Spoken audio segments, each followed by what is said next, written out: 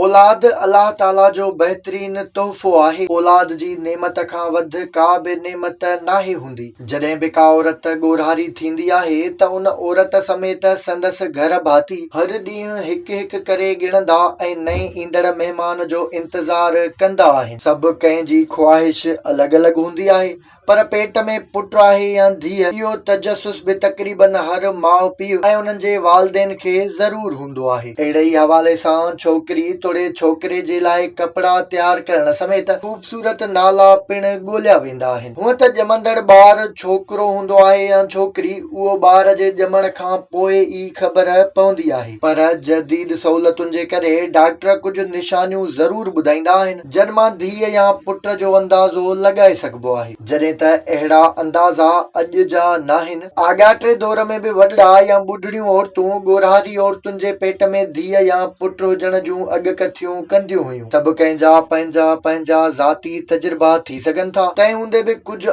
आम ॻाल्हियूं ज़रूर आहिनि जिन मां इहो अंदाज़ो लॻाए सघिजे थो त का बि माउ पुट ॼणींदी या धीअ। अॼु असां अव्हांखे कुझु अहिड़ियुनि ई इम्कानी ॻाल्हियुनि या निशानियुनि बाबति ॿुधाईंदासीं जेके माउ जे पेट में पुट ऐं धीअ ॼणण में फ़र्क़ु ॿुधाईंदियूं आहिनि। पहिरियों इहो ॿुधायूं था त धीअ ॼणींदड़ ॻोरहारी औरतुनि जूं कहिड़ियूं निशानियूं हूंदियूं आहिनि। चयो वेंदो आहे त जेकॾहिं माउ जी तबियत सुबुह जे वक़्तु घणी ख़राब थिए या वरी उल्टी अचण वारो अमल रुॻो सुबुह जो ई घणो थिए त इन जो मतिलबु इहो हूंदो आहे त उन जे पेट में धीअ आहे। जेकॾहिं माउ जो मिज़ाज चिड़चिड़ियो हुजे, मूड मटिजंदड़ हुजे, मतिलबु थोरे वक़्त लाइ ख़ुशि ऐं थोरी देर में कावड़ियल रहे, त इन मां इहा उमेद लॻाए सघिजे थी त इहा धीअ ॼणींदी। उमीदवारीअ दौरान जेकॾहिं कंहिं बि माउ जो वज़न तमामु घणो वधियल आहे, तॾहिं बि इहा धीअ ॼणण जी निशानी हूंदी आहे। इन सां गॾु उमीदवारीअ दौरान जेकॾहिं कंहिं बि माउ जी मिठाण खाइण ते दिलि घणी चवे, तॾहिं बि इहा धीअ ॼणींदी आहे। हिकु अॻकथी या निशानी इहा बि हूंदी आहे त जेकॾहिं कंहिं बि माउ खे पेट में खॿे पासे खां सूरु पए त इहा धीअ जी औलाद ॼणींदी। ॿिए पासे जेकॾहिं उन खे सॼे पासे खां सूरु हुजे त इहा पुट जी औलाद ॼणींदी। जॾहिं त पुट जी औलाद ॼणण लाइ वरी निशानियूं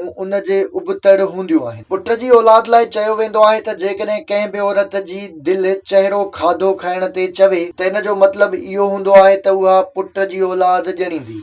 जेकॾहिं सुबुह जो उथण सां औरत जी तबियत सही हुजे ऐं खेसि मंझंदि जो कुझु बि खाइण सां वज़नी महसूस थियण या बेक़रारी महसूस थियण लॻे त डॉक्टरनि जो चवणु आहे त पक सम्झो इन औरत खे पुट जी औलाद थींदी। तिखो या वरी हद खां वधीक खटो खाइण ते दिलि चवे त अहिड़ी सूरत हाल में बि पुट ॼणण जा इम्कान पक्का हूंदा आहिनि। अहिड़ी रीति पुराणे दौर जा माण्हू औरतुनि जे कदमनि जे निशाननि मां बि उन्हनि जे पेट में धीअ या पुट हुजण जूं अॻकथियूं कंदा हुआ, जेके तक़रीबन सच बि साबित थींदियूं हुयूं। बहरहाल इहे सभु जो सभु पुट या धीअ ॼणण जूं निशानियूं आहिनि, जॾहिं त हक़ीक़त में पुट या धीअ जी औलाद ॼण अलाह पाक जे हथ हूंदो आहे। उन करे कंहिं बि औलाद ते नाशुक्रो थियण बदिरां अलाह पाक जो शुक्र अदा करणु घुरिजे।